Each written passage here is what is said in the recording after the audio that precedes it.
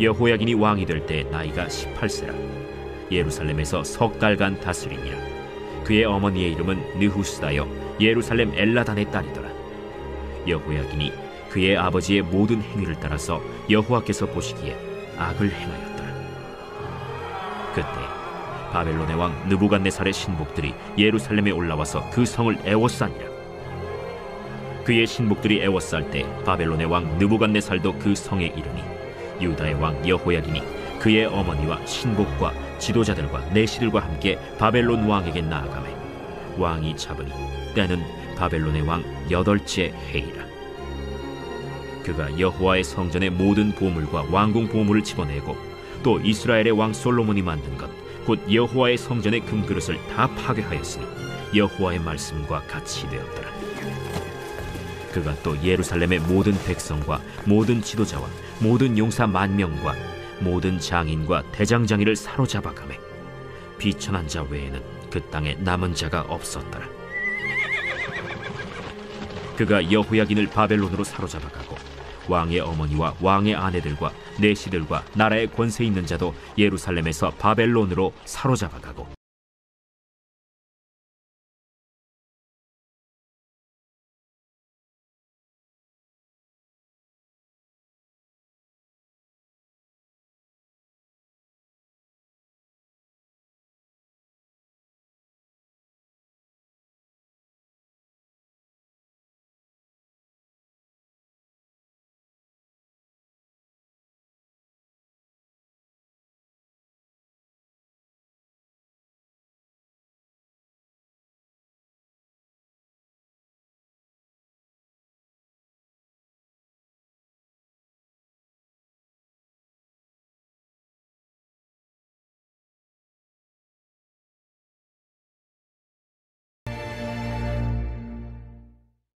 제25장. 시드기야 제9년 10째 달 10일에 바벨론의 왕 느부갓네살이 그의 모든 군대를 거느리고 예루살렘을 치러 올라와서 그 성에 대하여 진을 치고 주위에 토성을 쌓으매 그 성이 시드기야 왕 제11년까지 포위되었더라. 그해 넷째 달 9일에 성중에 기근이 심하여 그 땅 백성의 양식이 떨어졌더라.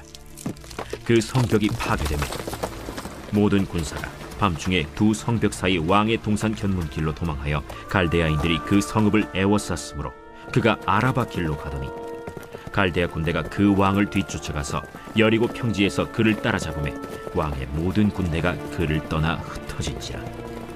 그들이 왕을 사로잡아 그를 림나에 있는 바벨론 왕에게로 끌고 가매 그들이 그를 심문하니라. 그들이 시드기야의 아들들을 그의 눈앞에서 죽이고 시드기야의 두 눈을 빼고 놋사슬로 그를 결박하여 바벨론으로 끌고 갔더라. 오늘 말씀은 멸망하는 유다라는 제목으로 함께 말씀을 나누겠습니다. 이제 여호야긴 왕을 왕으로 세워지고 그리고 또 얼마 지나지 않아서 마지막 왕인 시드기야가 세워졌다가 결국 그가 죽게 되는 이야기가 나옵니다. 여호야긴 왕 때는 바벨론 왕이 와서 그에 대한 모든 그 전쟁에 대한 그 배상들을 물어서 그에 대한 그 배상금과 그리고 또한 사람들을 다 잡아갑니다. 그러면 잡아가면서 전쟁에 나갈 만한 사람들 그리고 지도자층에 있는 사람들을 다 잡아갔습니다. 그리고 그의 삼촌인 시드기야를 왕으로 세웠는데 이 시드기야도 이렇게 바벨론을 잘 섬기기보다는 결국은 또 배반합니다. 그랬더니 느부갓네살이 와서 완전히 멸망시키는 또 심지어 그를 눈으로 있을 때 그 눈을 뜨고 있을 때 두 아들을 죽이고 눈을 뽑아버리는 그런 사건이 발생하게 되었습니다. 그러면서 오늘 성경은 우리에게 말씀하고 있는 것이죠. 마치 이걸 이제 민족의 개념에서 본다 그러면 여호야긴이나 시드기야가 외세에 항거하는 게 맞겠지요. 그런데 오히려 성경에서는 그렇게 말씀하기보다도 오히려 그들의 문제는 무엇이었느냐면 하나님의 말씀을 따르지 않고 그들이 죄를 짓는 즉 타락하고 우상 숭배하고 그것에 대한 심판의 결과로 이렇게 왔다라는 것을 성경은 이야기를 하고 계시는 겁니다. 물론 하나님께서 여러 번에 걸쳐서 잘못을 돌이킬 기회를 주셨습니다. 그런데 그 잘못을 돌이킬 기회를 붙잡는 것이 아니라 끊임없이 생각이 이렇게 바뀐 것이죠. 내가 왕인데 이렇게 되는 것이죠. 그래서 보통 이제 이스라엘과 남유다를 이야기할 때 항상 그 기준이 다윗입니다. 그러면 다윗이 왜 기준이냐면 다윗이 강력한 왕권을 행사한 사람은 아닙니다. 오히려 그는 어떤 개념이었냐면 하나님께서 나를 세우셨습니다. 그래서 나는 어찌 보면 총독처럼 나는 하나님의 일꾼으로서 역할을 감당하는 사람입니다. 라는 개념에서 머물러 있었습니다. 그런데 나머지 왕들은 내가 왕인데 내가 나라의 주인인데 이런 개념이 되었던 겁니다. 그래서 그들이 끊임없이 하나님 보시기에 악을 행했다라는 것입니다. 그러니까 다윗은 자기가 주인이 아니라 하나님의 일을 하는 대리자이기 때문에 하나님께 묻고 하나님을 의지하는 계속 그 관계를 가졌거든요. 그리고 다윗의 뒤를 이었다고 평가받는 히스기야나 요시야도 하나님 보시기에 라는 표현을 계속 나옵니다. 그리고 악한 왕들도 하나님 보시기에입니다. 그러니까 하나님의 그 왕이 되시고 그리고 그 하나님의 뜻을 어떻게 이루어 드릴 것인가, 이런 관점이 바로 올바른 왕의 관점이었는데 그렇게 하지 않고 자기가 주인 노릇을 함으로 인해서 오히려 하나님께 떠나게 되고 그리고 그에 따른 심판을 경험했던 이야기를 하게 되는 것입니다. 오늘 우리에게도 마찬가지입니다. 우리가 뭐 나라의 주인이거나 뭐거나 이렇게 하지 않습니다만 우리가 좀 나라의 그 지도자들도 좀 생각이 많이 바뀌었으면 하는 바람입니다. 왜 그러냐면 나라의 지도자들이 왕권이 아닙니다. 공무원들도 마찬가지고요. 모든 뭐 대통령도 공무원입니다. 그러니까 대통령이나 국회의원이나 이런 분들이 다 공무원인데, 공무원이라고 하는 것은 어떤 개념이냐면 공적인 업무를 수행하는 사람입니다. 그럼 공적인 업무라고 하는 것은 어떤 것이냐면 우리 모두가 다 직접 민주주의를 할 수가 없습니다. 그러니까 우리의 권한을 맡겨서 그에게 일을 하도록 한다라는 겁니다. 그래서 그들이 해야 될 일들은 막강한 권세를 누리고 어떤 일을 행하는 것은 옳지 않고요. 오히려 내게 주어진 권한으로 어떻게 국민을 섬겨야 되는가, 우리나라 백성을 섬겨야 되는가, 이런 관점이 올바른 공무원들의 또 정치인들의 이렇게 역할이라고 할 수 있는 것입니다. 그래서 그것이 되지 않았을 때는 오히려 그들이 잘못 행하게 되는 그런 모습임을 이야기를 하고 있지요. 그러면서 오늘 또 우리에게 말씀하고 있는 것은 죄의 결과가 얼마나 참담한가, 이런 이야기를 합니다. 즉 하나님의 말씀대로 회개하고 그리고 하나님 말씀대로 바벨론에 항복하면 하나님께서 그 안에서 빨리 회복의 기회를 주시는데 오히려 회개하지 아니하고 꿋꿋하게 그렇게 나갔을 때 어떻게 되느냐, 그 결과는 남유다의 멸망이요. 또 그리고 시드기야도 마지막 왕이 되어서 두 아들이 자기가 눈뜬 상태에서 죽고 마지막으로 그가 눈이 뽑혀서 보지 못하고 붙잡혀가는 그런 상황이 되어지는 겁니다. 그러니까 죄에 대해서는 하나님 앞에서 우리가 어떻게 해야 되느냐, 빨리 회개하는 것입니다. 우리가 종종 TV에서 정치인들의 그 여러 가지 뉴스를 봅니다. 그거 동일합니다. 뭐냐면요, 문제가 생겼을 때 빨리 인정하고 I'm sorry를 하면 되는 겁니다. 그런데 그것을 은폐하고 어떻게든지 그냥 무마하고 넘어가려고 합니다. 그럼 너무 일이 커지는 것이죠. 우리나라에서도 얼마 전에 유명한 가수였던 트로트 가수였던 어떤 분이 음주운전을 해서 문제가 생겼어요. 사고가 났어요. 빨리 인정하고 빨리 끝났으면 돼요. 그런데 그것을 일단은 모면하고 넘어가려고 하다 보니까 일이 점점 커져버린 겁니다. 그러니까 결국 구속되지요. 너무 커져버린 거죠. 항상 일이라고 하는 것은 그렇습니다. 예를 들면 우리가 아이들을 키워도 그러셨을 겁니다. 아이들 중에서도 너 이거 잘못했지 그래서 빨리 잘못하면 그냥 용서가 빠릅니다. 그런데 그것을 안 했다고 끝까지 우기고 말 안 하고 그러면 뭐밖에 없어요? 매를 버는 겁니다. 하나님 앞에서도 마찬가지거든요. 그래서 우리의 문제가 죄라고 지적되었을 때 말씀에 비추어 볼 때 하나님, 이게 내가 죄인입니다. 그럼 빨리 회개하고 돌이키는 것, 바로 그것이 우리가 해야 될 믿음의 자세요, 순종하는 사람의 자세인 것을 오늘 성경에서는 말씀하고 있습니다. 그러게 여러분, 오늘 우리 자신도 마찬가지입니다. 우리가 기본적으로 왜 이렇게 하느냐면 우리가 밑에 죄된 본성이 깊이 깔려 있습니다. 그러니까 죄를 잘 인정하지 않으려고 하는 것이 인간의 기본입니다. 왜 그러냐면 창세기에서 아담과 하와가 선악을 알게 하는 나무 열매를 따먹은 이후에 하나님이 찾아옵니다. 그래서 계속 핑계댑니다. 내가 그러고 싶었던 건 아니고요. 하나님이 주신 저 여자가 그랬어요. 또 그리고 그 여자는 뭐라고 이야기를 합니까? 하나님 만드신 뱀이 그랬어요. 계속 핑계를 대거든요. 그런데 오히려 했어야 될 일은 하나님, 제가 잘못했습니다. 제가 말씀을 들었는데 내가 하고 싶어서 잘못했습니다. 이런 모습이어야 되는데 우리 모두는 그 아담의 후손이 되어서 어떻게든지 그 위기를 모면하려고 하고 여기만 지나가면 되려고 하고 내가 그런 것이 아니라고 핑계대려고 하는 그 습성이 바로 죄된 본성으로 깊이 자리 잡고 있습니다. 그래서 여러분 예수 그리스도 안에서 우리를 새롭게 하셨다면 핑계대고 모면하고 뭘 하려고 하기보다도 바로 그 자리에서 내 지적이 되고 잘못되었으면 내가 잘못했습니다. 이런 고백이 필요한 것이지요. 저도 목회를 하면서 보면 이렇습니다. 많은 분들이 성경에서 이런 이야기를 하면 자꾸 다른 핑계를 댑니다. 그리고 다른 이유를 대고 다른 본문에서는 이러니까 이렇게 빠져나가고 저렇게 빠져나가고 계속 그런 이야기를 많이 하는 경우를 종종 보았습니다.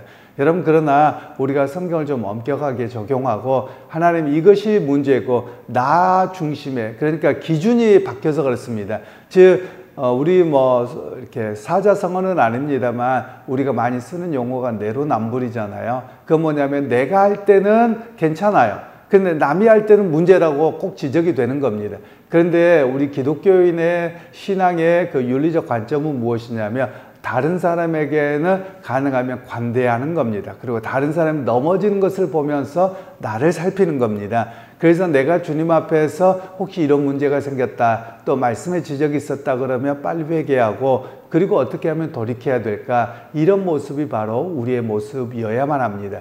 그런데 우리가 지금 한국 교회 현장을 보면 너무나도 내로남불의 상황이 많아지는 것 같습니다. 그러게 여러분 우리 각자의 문제입니다. 지도자 몇 사람의 문제가 아니에요. 사람들과 대화를 하다 이러저러다 보면 다 마찬가지더라는 겁니다. 이게 사실 만연되어져 있는 사회거든요. 그리고 또 우리 사회는 어떤 사회입니까? 체면 문화입니다. 그러니까 체면 문화다 보니까 죄를 죄라고 지적하고 그러면 네가 나를 공격했어, 또는 사람들 앞에서 나를 이렇게 얼굴 팔리게 해서 이러고서 사람들이 행하는 겁니다. 죄를 죄라고 빨리 인정하지 않는 거예요. 그래서 이것이 큰 문제가 되어지고 있고, 그리고 이것이 쌓여서 더 큰 문제와 갈등을 이야기하고 있더라라는 것입니다.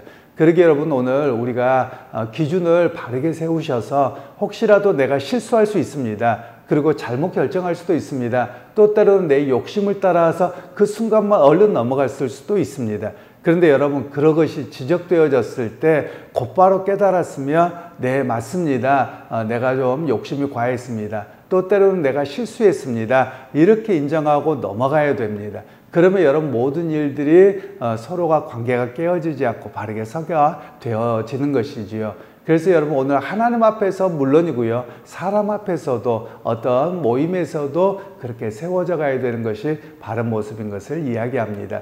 그러게 여러분 오늘 우리가 믿음 생활하면서 하나님 앞에 죄라고 여러분 기억나는 것이 있으면 회개하시기를 바라고요. 그리고 우리 사회 안에서도 서로가 서로에게 용서를 하되 그러나 덮는 게 아닙니다. 용서라고 하는 것은 뭐냐면 하나님께서 무조건 덮으신 게 아니에요. 은혜라는 말은 우리가 덮는다고 생각하는데 무조건 덮은 게 아니라 죄를 회개했을 때 하나님께서 그것을 덮어주시는 겁니다.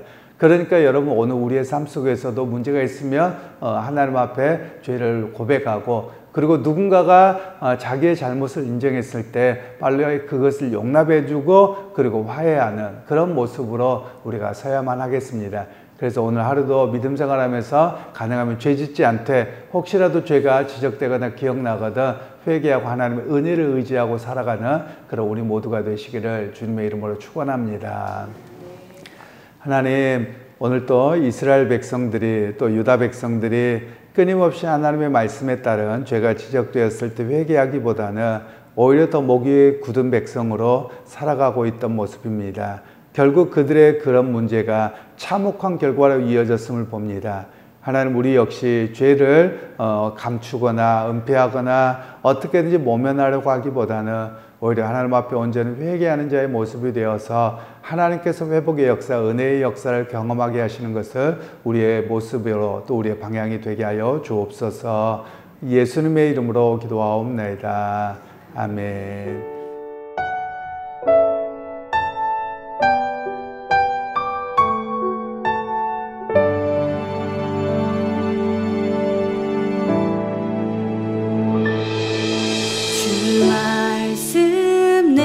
비출 때 감사하게 하소서. 내게 주신 말씀 그 말씀을 따라 살아가게 하소서. 주 말씀 내 삶 비출 때